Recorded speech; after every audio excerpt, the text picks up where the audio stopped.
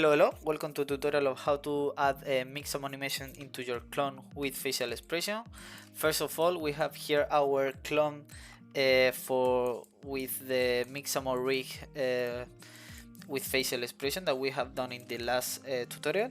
So now what we have to do is just go into mixamo and download, for example,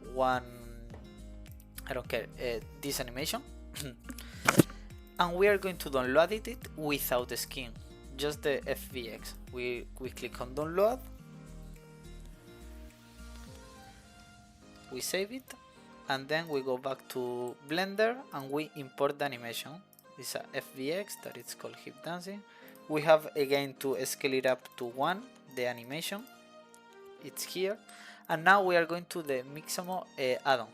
We are going to select the source skeleton. It's going to be the animation skeleton, okay? And then we are going to select apply animation to control rig.